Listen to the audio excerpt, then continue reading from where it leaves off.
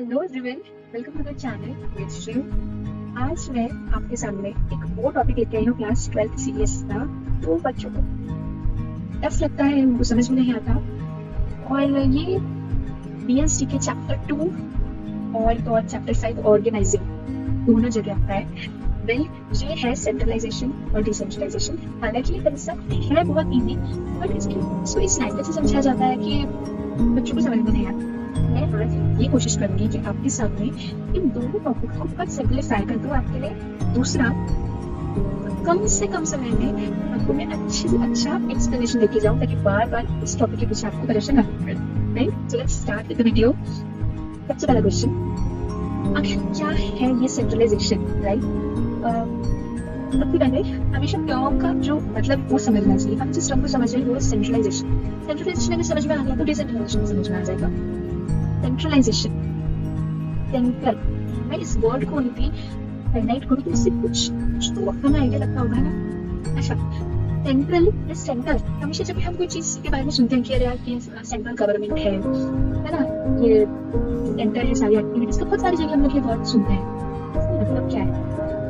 इसका मतलब हम ये रिलेट कर पाते हैं कि यार ये जो भी चीज है सेंटर, ये बहुत पावरफुल होती है, इसमें बहुत पावर होती है। कहीं ना कहीं ये हर चीज को कंट्रोल करने में जिसके पास पावर है वही कंट्रोल कर सकता है। राइट, सेंट्रलाइजेशन इसकी तो डेफिनेशन आपने सुनी होगी, भैया अपने टीचर्स से अपने बुक्स में पढ़ी होगी। सेंट्रलाइजेशन को हम बोलते हैं भैया concentration of power in few hand. Right, कुछ हाथों में, few hands, pardon me for the writing, but जब कुछ हाथों में पावर होती है तो उसको हम सेंट्रलाइजेशन बोलते हैं। अच्छा, एग्जाम्पल में दूंगी एंड थोड़ा मैं इसके आसपास का व्यूज तैयार कर दूं। ये इस इमेज में आप देख सकते हैं, यहाँ पे कोई बॉस बैठे हैं, ठीक है। पता है इसके रिलेटेड ना बहुत नेगेटिव मुझे फोटोज लेने का बिल्कुल मन था। मैं चाहती थी कि ये कंसेप्ट एक्चुअली में क्या है समझ में आए, इसलिए मैं पर्सपेक्टिव अपने आप ही डेवलप करूँ, ना कि मैं इसको बोलूँ कि नेगेटिव चीजें। ऐसा नहीं है, ये कंसेप्ट यूजफुल भी है, इंपॉर्टेंट भी है। बस कहाँ हमें डिसेंट्रलाइजेशन करना चाहिए, कहाँ डिसेंट्रलाइजेशन करना चाहिए, ये मैं बताऊँ। ओके, यहाँ पे देख सकते हैं कि एक बॉस है, ठीक है, और हम ये बिल्कुल देख सकते हैं उनके एक्शन से ये पता चल रहा है कि वो अपने सारे वर्कर्स को कुछ टास्क दे रहे हैं, कुछ काम दे रहे हैं। तो ये कि भैया ये सेंट्रलाइजेशन है, यहाँ पे कुछ लोगों के हाथ में बहुत पावर होती है। अब वो पावर क्या होगी भैया? ये पावर होगी डिसीजन लेने की, काम सौंपने की, क्या करना है, क्या नहीं करना है, कैसे करना है, क्यों करना है, ये क्या नहीं करना है। इस सब की पावर जब कुछ लोगों की दी जाती है ना, या कुछ लोग सिर्फ अपने पास रखते हैं, उसको हम सेंट्रलाइजेशन बोलते हैं। अब अच्छा, इस पावर से होता क्या है? इस पावर से ये होता है कि बाकी के जो एम्प्लॉयज है, बाकी के जो लोग हैं, उनके पास ज्यादा राइट नहीं होता, उनके पास ज्यादा अथॉरिटी नहीं हो सकती कि वो अपने मन से जैसा चाहे वैसा कर ले, क्योंकि उनके लिए इतना इजी नहीं होता। ओके, बस अभी मैं इतना समझा रही हूँ। अब मैं डिसेंट्रलाइजेशन समझाती हूँ, फिर दोनों का मतलब अच्छे से समझाऊंगी, थोड़ा पेशेंस रखना। अब डिसेंट्रलाइजेशन क्या होता है? सेंट्रलाइजेशन तो हमें पता ही है, ये डी जोड़ने से क्या मतलब उल्टा हो जाएगा? बिल्कुल जी, डिसेंट्रलाइजेशन क्योंकि बिल्कुल ऑपोजिट है। यहाँ पे हम देख सकते हैं कि भैया यहाँ पे सब लोग आपस में मिलजुल के काम कर रहे हैं। यहाँ पे हमें कोई वो बॉस वाली चीज नहीं दिख रही कि अरे सुनो तुम्हें ये काम करना है, तुम्हें वो काम करना है, ऐसा नहीं है।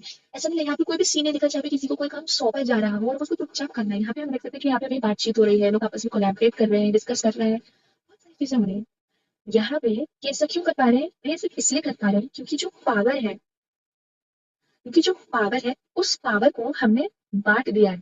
कौन सी पावर है? डिसीजन मेकिंग पावर, क्या करना है क्या नहीं करना। मतलब सेंट्रलाइजेशन में जो पावर सिर्फ कुछ लोगों के हाथ में होती थी, उसी पावर को हमने अलग अलग लोगों में बांट दिया है।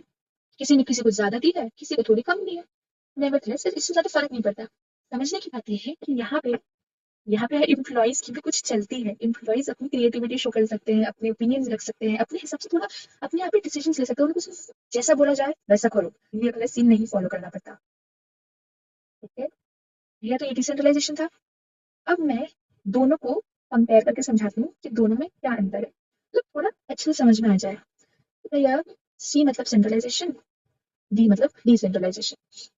इसको मैं एकदम संक्षिप्त में क्रंच में समझाऊं। सेंट्रलाइजेशन मतलब होता है जो पावर किसी एक के हाथ में, एक समझाने के लिए जो पावर किसी एक के हाथ में है वो भैया के हाथ में रहेगी, और वही पावर को जब हम लोग बांट देते हैं दूसरे लोगों के साथ, उसे हम लोग डिसेंट्रलाइजेशन कहते हैं।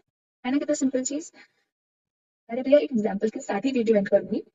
तो एग्जाम्पल ये है कि यहाँ पे, चलो पहले ये वाला एग्जाम्पल लेते हैं। आप बताना, यहाँ पे डिसेंट्रलाइजेशन हो रहा है, सेंट्रलाइजेशन हो रहा है? काफी बच्चे तो समझ भी गए होंगे। यहाँ पे भैया एक वड़ा पाव जी की दुकान है, वड़ा पाव की दुकान है, ठीक है। यहाँ पे हमें एक अंकल दिखेंगे, ठीक है। ये अंकल जो है, ये अंकल है ओनर। कौन है भैया? ये अंकल है ओनर। और ये इनके वर्कर हैं, ठीक है, कि बच्चा भी मानो को फर्क नहीं पड़ता उससे। अब यहाँ पे देख सकते हो ये आराम से बैठे हैं ना, कैशियर बन के, मतलब पैसा जो है ये वो पैसे को एक्सेप्ट करेंगे, पेमेंट वगैरह जो भी करेंगे। लेकिन ये वर्कर जो है, ये अपने मस्त काम कर रहा है। यहाँ पे मुझे बताओ कौन सा केस है, सेंट्रलाइजेशन का कि डिसेंट्रलाइजेशन का? मैं कुछ ऊपर ऊपर ऊपर से मैंने बता दिया, फोटो में क्या समझ आ रहा है? अब यहाँ पे ये अंकल है, ठीक है, ये बॉस है। ये मान लो इनकी कंपनी का नाम है Singhania and sons, just an example. अब ये जो सिंघानिया जी हैं, ये इनके एम्प्लॉयज कम इनके पुत्र हैं, मतलब इनके सन्स हैं, ठीक है। इन लोगों की कंपनी, अब देखो इन्होंने अपना बिजनेस बहुत मेहनत से स्टैब्लिश किया, सब किया, लेकिन मजबूरी क्या हुई उनकी? उनकी मजबूरी हुई कि उनके जो बच्चे हैं, या समझ लो जो उनके एम्प्लॉयज हैं, उनको वो ज्यादा डिसीजन लेने नहीं देते। आज भी कोई भी छोटा मोटा डिसीजन लेना होता है तो उनको इनके पास पूछना पड़ता है कि भैया क्या हम ऐसा कर लें। और यदि ऐसा वो नहीं करते, अगर वो सर को पूछने नहीं आता, अपने बॉस को पूछने नहीं आता, तो बॉस बहुत गुस्सा होता है। बिल्कुल। तो यहाँ पे देखो, यहाँ पे कितना अच्छा है, नहीं उन लोग, यही लोग ऑर्डर ले लेते हैं, ठीक है, यही लोग बना के भी दे देते हैं, बस हाँ पैसा ये दे देते हैं। लेकिन ऐसा नहीं पूछते कभी, मिर्ची और डालूं क्या, कम डालूं क्या, क्या इनको चलेगा अगर मैं थोड़ा सा बटर कम लगा दूंगा, क्या चलेगा क्या? लेकिन यहाँ पे ये सीन होता है, यहाँ ये सीन नहीं हो रहा। अब आप लोग मुझे बताओ कि यहाँ पे कौन सा केस सेंट्रलाइजेशन का है, कौन सा डिसेंट्रलाइजेशन का है? भाई बिल्कुल ये सेंट्रलाइजेशन वाला केस है, ये डिसेंट्रलाइजेशन वाला केस है। देखो मुझे एक बात बहुत अच्छे से आप लोगों को समझानी है कि सेंट्रलाइजेशन का मतलब ये नहीं होता कि ये कोई खराब चीज है, नहीं। हर चीज का एक सही तरीके से यूज होना चाहिए, ठीक है। मैं रेलेवेंस बताती हूँ कि भैया ये दोनों कहाँ यूज होना चाहिए, किस तरीके से यूज होना चाहिए। देखो सेंट्रलाइजेशन उन ऑर्गेनाइजेशन के लिए बहुत जरूरी है जहाँ पे जो एम्प्लॉयज है, हमारी वर्क फोर्स है, हमारे जो काम करने वाले हैं, मतलब जो भी हमारे रिसोर्सेज है, ह्यूमन रिसोर्सेज, वो इतने केपेबल नहीं है कि वो खुद डिसीजन ले सके। मुझे बात बताओ, आज अगर ये वर्कर, ये लोग जो वड़ा पाव बना रहे हैं, अगर ये लोग वो कल को ये दूसरी कंट्री के, मान लो अमेरिका के होते हैं, तो इसी जगह के होते हैं, एग्जाम्पल, और इन लोगों को भैया बोल देते कि चलो भैया बनाओ बनाओ बनाओ, तो भैया क्या अंकल इतने आराम से बैठे रहते हैं? हालांकि ये थोड़ा सा आउट ऑफ द बॉक्स हो गया चीज, लेकिन फिर भी क्या खुद सोचे कि अंकल आज यहाँ बैठे होते, कैशियर बन के? बिल्कुल नहीं। कहीं आराम से बिजनेस को मॉनिटर कर रहे होते? खाली नहीं।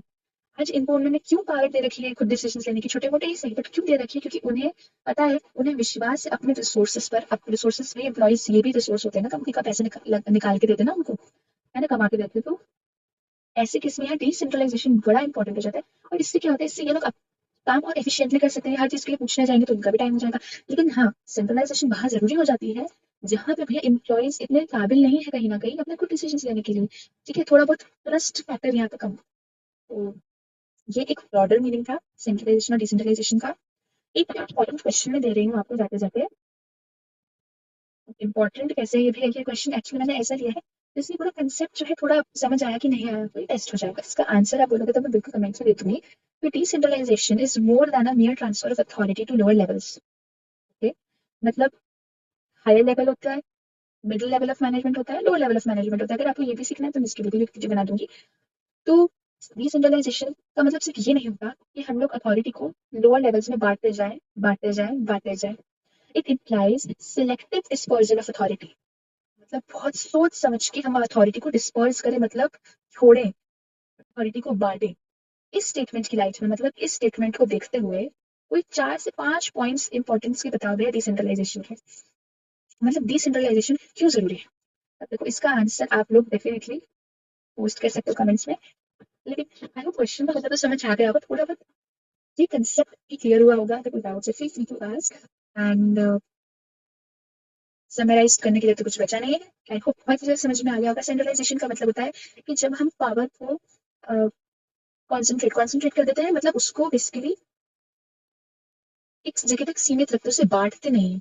ये सब हम नहीं करते, एक जगह है तो एक जगह ही रखते हैं उसको, मतलब एक एक आध इंसान है, फिर वो टॉप लेवल मैनेजमेंट के पास पावर होती है। डिसेंट्रलाइजेशन मतलब क्या होता है? डिसेंट्रलाइजेशन का मतलब होता है कि जो भी पावर है, अथॉरिटी है ना, डिसीजन लेने की पावर, ये पावर, वो पावर, उसको हम लोग इवनली मतलब अच्छे तरीके से डिस्ट्रीब्यूट, कितना डिस्ट्रीब्यूट करना, कितना कम डिस्ट्रीब्यूट करने की, भैया डिपेंड करता है भैया वर्कर। तो ये बात का डिसीजन ले नहीं ले सकता ना कि कंपनी किसके शेयर खरीदेगी, किसके शेयर नहीं खरीदेगी, ऐसा तो नहीं हो सकता ना। वो तो प्रोडक्शन के रिलेटेड डिसीजन थोड़े बहुत जितना भी अपन दे सके लोअर लेवल मैनेजमेंट वालों को उतना तो कर सकते हैं ना।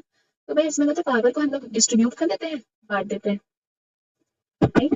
तो यहीं पे ये कंसेप्ट खत्म होता है। You can comment down for part two, in the sense कोई भी ऐसा टॉपिक आ रही है जो इससे आपको लगे कि यार ये समझ में नहीं आ रहा, I will definitely try to help you with that. Thank you for watching, like share subscribe.